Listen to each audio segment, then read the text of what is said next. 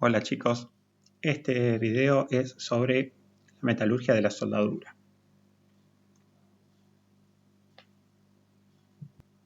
En toda soldadura se distinguen básicamente tres elementos. Lo que se llama metal de aporte, que son los metales a soldar, que serían placas, perfiles, chapas, cualquier elemento metálico. No solamente de acero, también se soldan la mayoría de los metales, aluminios, bronces, aleaciones especiales de alto cromo, níquel, y hasta las fundiciones con ciertas precauciones. Las fundiciones son las más difíciles de soldar. Y bueno, aparte de los metales bases, voy a tener el material de aporte. Casi siempre trabajamos con material de aporte, pero bueno, hay casos por ejemplo, en chapas de pequeño espesor, que no es necesario el aporte, sino que se funde la zona en contacto y se soldan por fusión de los metales base. Y después tenemos una tercera zona que aparece por el proceso de soldadura, denominada SAC, o zona afectada por el calor. En la bibliografía en inglés la van a encontrar como HAZ o HAZ, que es Heat Affected Zone, y es una zona que es aledaña al material de aporte, en donde debido a la fusión y a la alta temperatura tengo tamaños de grano mucho más grandes que el metal base. Por ende, ustedes como ya saben por la teoría, cuando tengo el mismo acero con un tamaño de grano mayor, ese acero tiene una resistencia mecánica un poco inferior. Por lo cual, de las tres zonas de metal base, SAC y metal de aporte, la SAC es la zona más débil, por la cual en cualquier soldadura bien hecha, la primera zona en fallar ante una exigencia, ante un sobreesfuerzo, la rotura o la fisuración tiene que comenzar por la SAC. Si hay una rotura, una fisuración en metal base, es un defecto del metal base, y si se fisura en el cordón, puede ser un defecto del material en sí o del proceso de soldadura, lo que incluye la preparación del bisel, el espesor de la placa y los defectos propios de la soldadura por la impericia o los defectos que puede introducir el soldador. Acá hay una metalografía donde se hace un corte transversal en una sección soldada, se la pule a espejo y se la ataca con un reactivo que depende de los metales, pero bueno, generalmente para acero al carbón y baja aleación se usa nital. Y acá se ven las tres zonas. Se ven los metales bases, se ven los cordones de aporte. Acá hay varios cordones. Acá hay 1, 2, 3 y 4. Y para el otro lado lo mismo. Y se ve la zona esta gris oscura, que es la SAC. O sea, esta es una imagen, una fotografía de una verdadera unión soldada.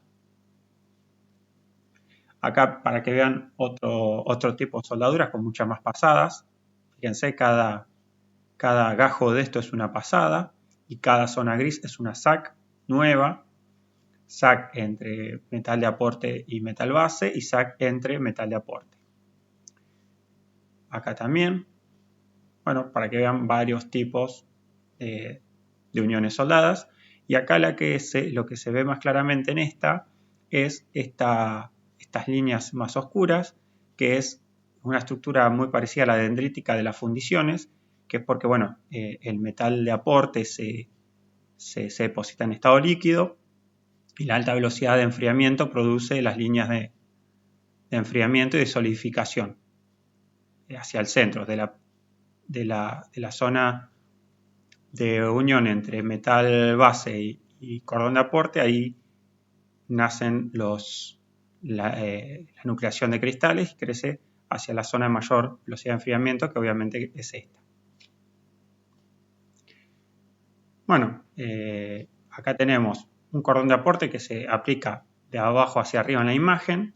Tenemos los metales de base, tenemos un bisel para que se haga el metal forme una pileta, lo que se llama pileta líquida, y a medida que vamos haciendo el aporte, el metal se va fundiendo y prácticamente o instantáneamente se solidifica en el momento, no es que hay que dejarlo un rato.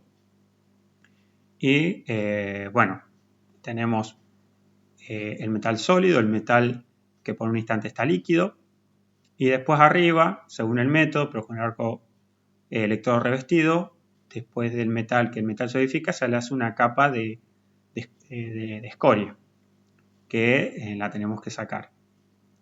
¿Por qué las tenemos que sacar? Primero porque no tienen ninguna utilidad, se forma un micro altorno, o sea, donde hay un metal fundido y arriba una escoria que lo protege y la cual intercambia materiales con el metal líquido. Y hay que sacarla porque, bueno, hay que ver la apariencia con la cual queda la soldadura y qué defectos tiene. Esta capa no permitiría ver los defectos. Ustedes muchas veces en un taller habrán visto que se martilla la soldadura con electrodo. Bueno, es para sacar la cascarilla esta y para generar tensiones de compresión que liberan tensiones en el cordón de aporte. Acá para que tengan una idea más o menos de una pasada, cuáles son las temperaturas aproximadamente desarrolladas en una soldadura y a qué distancia. Se avanza con el electrodo de acá hacia abajo. W es el punto donde el electrodo se funde y tenemos isotermas para que tengan una idea de aproximadamente hasta dónde el calor afecta y a qué valores llega para saber si hay una modificación o no de las estructuras del metal base. Bueno, y acá tienen un gráfico donde muestra las temperaturas alcanzadas en función del tiempo para cada una de esas 5 líneas que se ven en la imagen anterior. Estas 5 líneas son líneas paralelas al cordón, que obviamente cuando me voy alejando, bueno, los cordones posteriores se ven menos afectados por altas temperaturas, lo que produce el recocido de los cordones anteriores.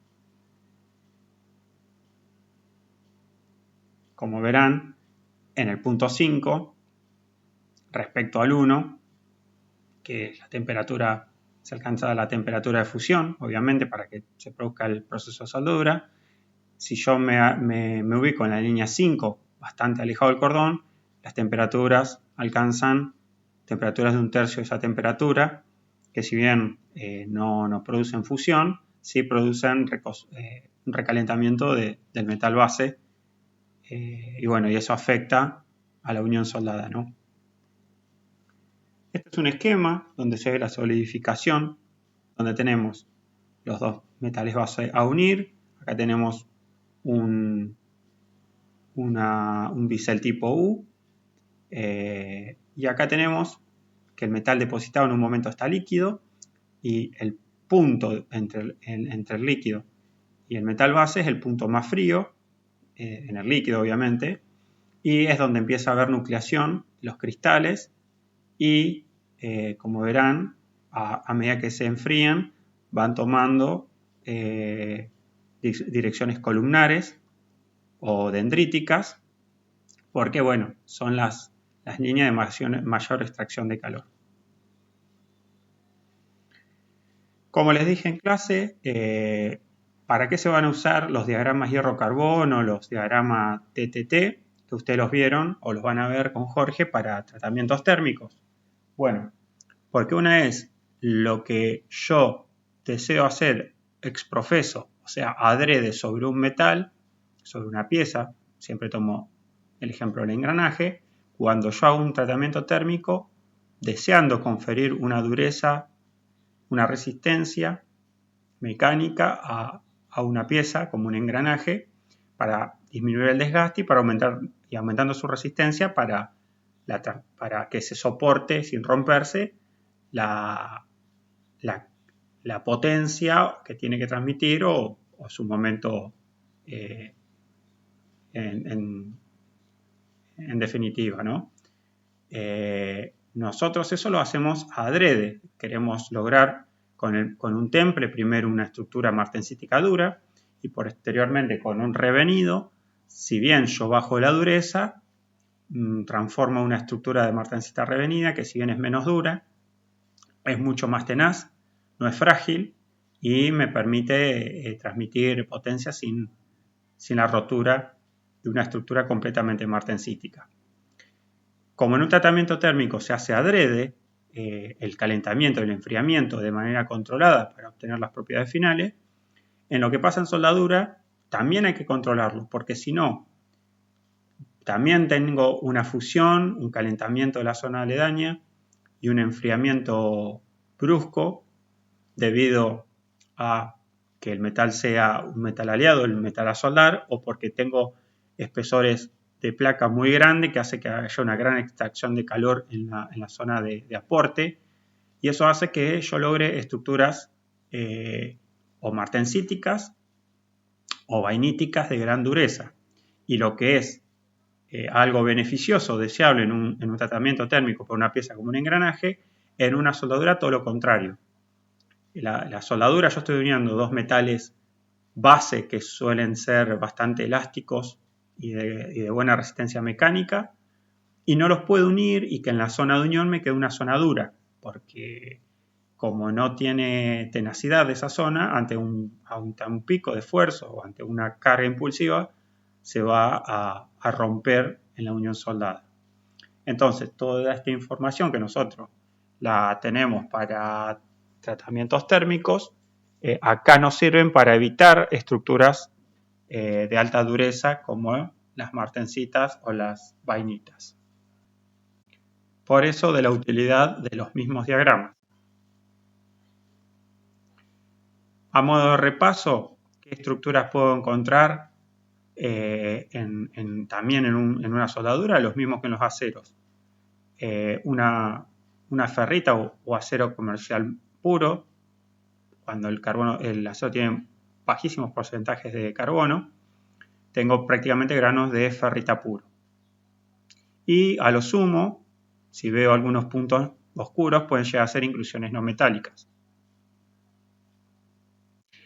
La perlita es una agrupación alternada de láminas de carburo de hierro y ferrita. Cuando están dispuestas de esta manera, si yo tuviera granos de ferrita por un lado y carburos por el otro, no es perlita. La perlita es cuando tengo esta forma laminar y agrupada. Puede ser una perlita fina o una perlita gruesa dependiendo de la velocidad de enfriamiento. Obviamente eso me cambia las propiedades mecánicas. Acá vemos lo que es una estructura de martensita. Se las dice en la jerga que son agujas, son líneas rectas. Estas líneas son debidas al corte del plano de cizallamiento con el plano de corte de la pieza. Son líneas rectas que están a 120 grados entre ellas para un material cristalino, dependiendo de la red cristalina, obviamente, este ángulo. Pero bueno, se los suele llamar estructura acicular. Es muy típica y esto da una idea de alta dureza, la estructura de las más duras. Estas son las estructuras que tengo que evitar en una soldadura. Es decir, que si yo sea con un ensayo destructivo por corte y toma de muestra o mediante una réplica hago de un cordón que no puedo cortar, puedo destruir, y veo esta estructura y encima después cuando tomo dureza con un durómetro portátil tengo valores altos, tengo un problema. Es una estructura a evitar. Bueno, acá para que tengan una idea de qué velocidades de enfriamiento se alcanzan, dependiendo del medio de enfriamiento, obviamente que yo una soldadura no la voy a enfriar en aceite o en agua, pero el aire circulante, dependiendo de la velocidad y su temperatura, si estoy soldando a la intemperie, cambia y aparte no solamente depende de la velocidad de enfriamiento, sino de la curva TTT del acero, porque yo puedo tener una gran velocidad de enfriamiento, pero si el acero está en la curva TTT está corrida a la derecha, que no inician las transformaciones perlíticas, vainíticas y sí las martensíticas, lo que tengo que hacer es estas curvas traerlas hacia la izquierda mediante el uso de aliantes. Si no lo vieron en tratamientos térmicos, lo van a ver. Acá hay una curva TTT, temperatura, tiempo de transformación. O sea, a qué temperatura parto, en qué tiempo enfrío y qué transformación se produce. Son siempre dos curvas que antiguamente se llamaban curvas de la C o de la S, porque si bien tiene una forma de C, también las puedo ver que son unas S, si considero o no la transformación martensítica. Y tengo una curva de la izquierda que es la de comienzo de transformaciones y la de la derecha de la final de transformaciones. Si yo parto de una austenita, sea porque el material se fundido solidificó o en la zona de ledaña que se calentó hasta por arriba de los 760 grados y tengo una estructura austenítica, cuando enfrío, si paso por esta zona, comienza la transformación perlítica y acá finaliza y las estructuras que tengo es perlita. Si yo enfrío rápidamente, evito el inicio y fin de transformaciones perlíticas y me voy directamente a las transformaciones martensíticas, que es lo que quiero evitar. Entonces, si mi velocidad de enfriamiento salta por algún motivo, lo que yo tengo que hacer es correr esta curva hacia la izquierda para fomentar las transformaciones de perlita y evitar las martensíticas. O sea, el material en algo se tiene que transformar. Si no se transforma en uno, se transforma en el otro. Obviamente, en una pieza real, con espesor o con diámetro, vamos a suponer que es una barra, a medida que aumento el espesor o el diámetro, el enfriamiento entre periferia e interior es distinto. Entonces, yo en el exterior voy a tener un gran enfriamiento con una estructura que puede ser martensítica o vainítica, y en el interior de la pieza, dependiendo si es acero aleado o no, pero bueno, puedo tener una menor velocidad de enfriamiento en el centro y adentro tener una estructura perlítica. Entonces, una pieza real de un espesor considerable o diámetro considerable, no voy a tener, o 100% posiblemente, depende de la condición, puedo tener o una estructura completamente martensítica si están dadas las condiciones, una estructura completamente perlítica, pero también puedo tener intermedios. Puedo tener una mezcla. Puedo tener una sección de una barra, puedo tener martensita, puedo tener vainita y puedo tener perlita. Puedo tener absolutamente las tres estructuras. Obviamente con valor de dureza intermedio entre la máxima y la mínima para esas estructuras. Bueno, acá tengo como ejemplo una probeta Jomini, donde el enfriamiento máximo se obtiene en el extremo que toca el agua.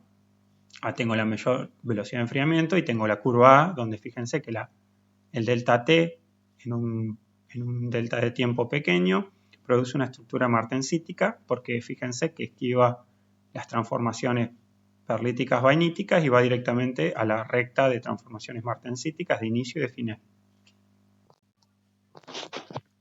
En una probeta Jomini, si me alejo, a medida que me voy alejando del extremo que toca el agua, el enfriamiento se produce por transmisión de calor a través del metal. Entonces, mis velocidades de enfriamiento son menores. Por ejemplo, las curvas B, C y D. Entonces, ya no entro directamente en la transformación martensítica, sino entro en la transformación, por ejemplo, acá vainítica, de comienzo y de final. Entro en la ferrítica y después sigo con la vainítica y después con la martensítica. Esto depende de cuánto austenita me quede a medida que se va transformando, va quedando una fracción. Entonces, fíjense que tengo desde una estructura completamente martensita en la punta y después empiezo a tener menos martensita, pero tengo más ferrita y vainita, y a medida que me voy hacia la derecha, las velocidades de enfriamiento son menores, entonces tengo cada vez menos martensita, pero tengo cada vez más vainita y ferrita. Esto mismo pasa en una soldadura. Acá tenemos como ejemplo otra curva TTT. Fíjense que la curva de inicio es la de arriba y la nariz estaría por acá, o sea que no hay manera desde la austenita bajar y encontrarme con una transformación martensítica. Sí o sí empieza la transformación de ferrita, porque la curva de CCC está muy a la izquierda. Eso es por la gran cantidad de manganeso en este caso.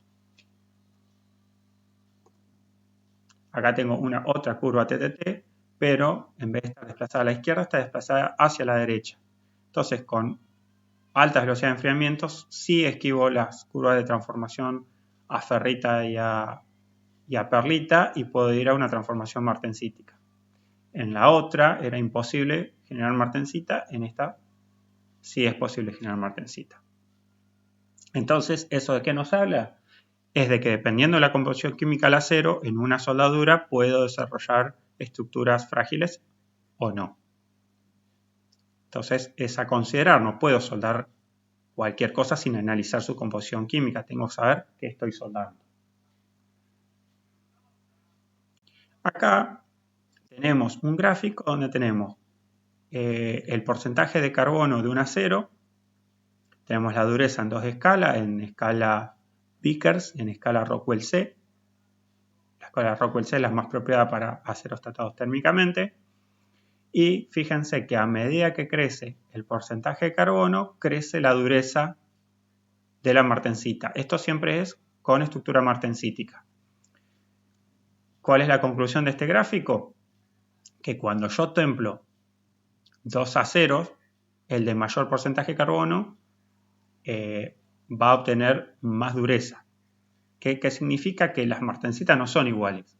Que la martensita de un acero de alto carbono es más dura que una martensita de un acero bajo carbono. No sé si Jorge les había explicado eso, pero hay un fundamento. Lo que tienen que saber es que esa diferencia existe.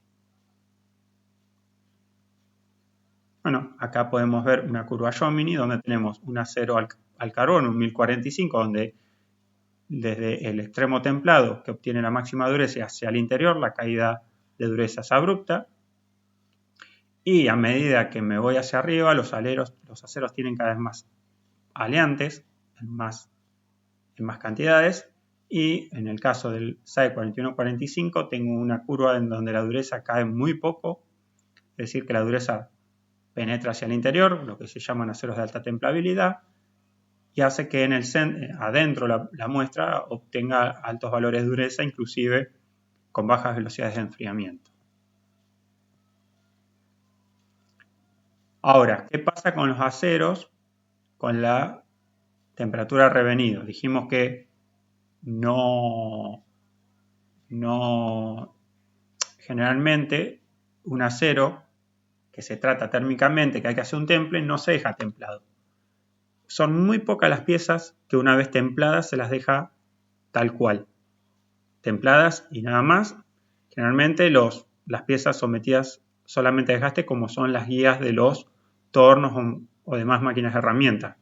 ¿Por qué? Porque las guías esas lo que necesitan es una gran dureza para resistir el desgaste del movimiento del carro en el torno, pero son dos piezas entre la cama y el carro que se mueve, siempre están en contacto, no hay un martilleo, no hay un golpeteo, no hay una carga súbita, entonces no va a trabajar al impacto, por lo cual no tiene que tener resistencia a la tenacidad. Pero después, el 95, por decirles un número rápido, no es una estadística, pero un 95% de las piezas tratadas térmicamente son templadas y revenidas. ¿Por qué? Porque la pieza solamente templada tiene una gran dureza, pero la martensita es muy frágil. Y ante un golpe se parte. Entonces, nunca un engranaje va a estar solamente templado. Siempre es templado y revenido. ¿A qué temperatura? Depende. Si yo hago un revenido a baja temperatura, a 200, 300 grados, prácticamente la dureza no cae. La resistencia mecánica tampoco cae y la ductilidad tampoco crece mucho, el material no se pasa a deformar fácilmente y crece un poquito el valor que soporta el impacto de la pieza.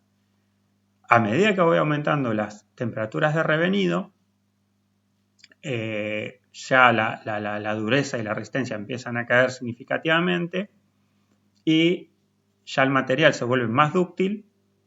En estos dos tramos, hasta los 300 y de los 500 en adelante, tengo un aumento del valor de tenacidad al impacto y solamente hay una caída entre 300 y 500, dependiendo del acero, pero es porque, ya lo habíamos visto, creo que se llama fragilidad al revenido.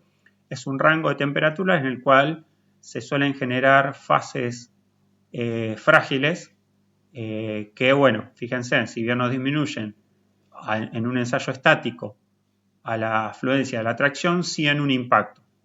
En este rango, si yo lo trato térmicamente, la pieza ante un impacto sufre fragilidad y se rompe, entonces es un rango que generalmente se evita.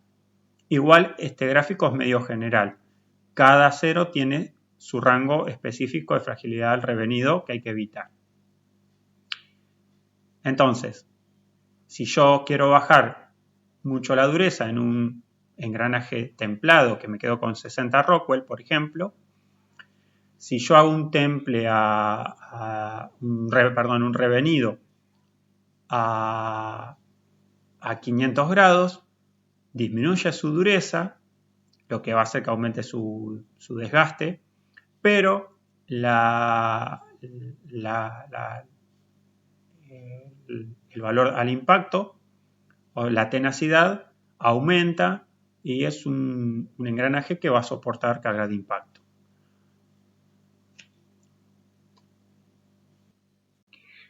Y en este gráfico comparamos el diagrama hierro-carbono con la zona de soldadura, tanto la de metal, la metal solidificado de aporte, pero nos paramos en 5 puntos en la misma línea, alejándome de la zona de fusión. Entonces, fíjense que en el punto 1 estoy al lado de la zona de metal de aporte, esta zona no fundió, pero alcanzó una temperatura que lo llevó a la austenización. A medida que me voy alejando, la temperatura va descendiendo, obviamente, por un tema de transmisión, y en el punto 2 estoy más alejada, todavía estoy en una estructura austenítica, en el punto 3 sigo en una fase austenítica, pero ya en el punto 4 estoy en una temperatura donde tengo una mezcla de ferrita y austenita. O sea, ya los primeros cristales se están transformados, donde de austenita pasan a ferrita, pero debido al calentamiento de esta parte del metal, hay un crecimiento del tamaño de grano. Y después un 5 es un punto más alejado, donde fíjense que no pasé esta línea, por lo que no hay transformación austenítica. Tengo ferrita y cementita, no alcanzó una temperatura para que transforme austenita, por lo tanto, si bien sufrió un sobrecalentamiento al punto, no llegó a una fase austenítica para cambiar o de fase o aumentar mucho su tamaño de grano.